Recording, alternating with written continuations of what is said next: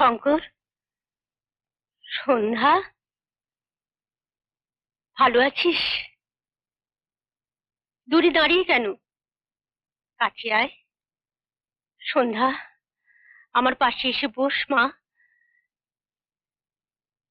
শঙ্কর, তোর মুখটা তো শুকনো শুকনো লাগছে কেন রে? ভালো করে খাসনি বুঝি?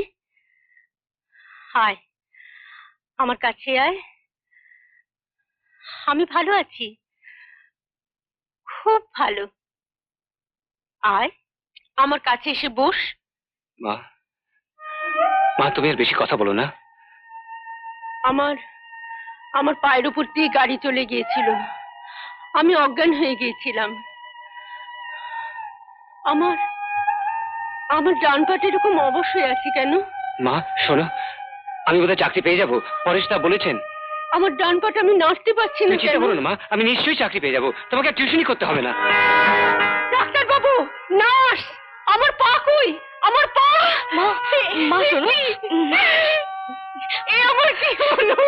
মা শোনো, মা তার মানে কেন না মা? তার মানে লক্ষ্মী মা, মা তুমি কথা শোনো, কেঁদো না মা, তুমি কেঁদো না। আমি তো আছি না, আমি তো আছি, তোমার কোনো চিন্তা নেই। মা তুমি কেঁদো না, লক্ষ্মী, লক্ষ্মী তুমি কথা শোনো। মা তুমি কেঁদো না মা।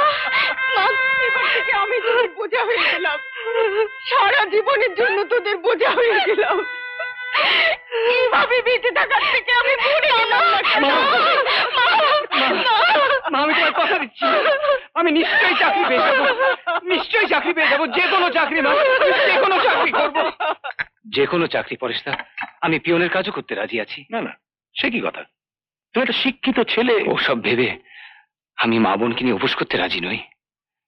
এতদিন মা টিউশনি করে আমাদেরকে মানুষ করেছেন, বাড়িতে যা ছিল মায়ের দুর্ঘটনার পর সব চলে গেছে। এখন আর বেকার বসে থাকা সম্ভব নয়, তাই আমাদের মালিকের সঙ্গে আমি কথা বলেছি, বোধহয় একটা কিছু ব্যবস্থা হয়ে যাবে। আর শোনো, তুমি বরং এই কটা টাকা রাখো।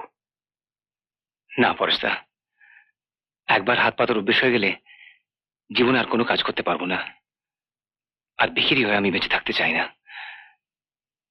কিছু মনে করবেন না, আমি আসি।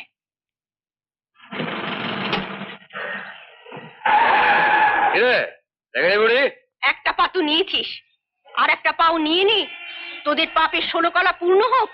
ওটাও যাবে, আর একবার থানার দিকে পা বাড়ালে মনে রাখিস, তার সঙ্গে তোর মেয়েটাও।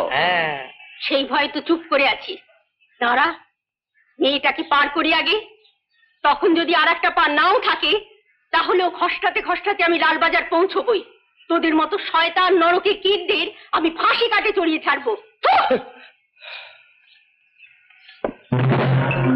এখানে পুরীর দেখি তেজ এখনো কমেনি।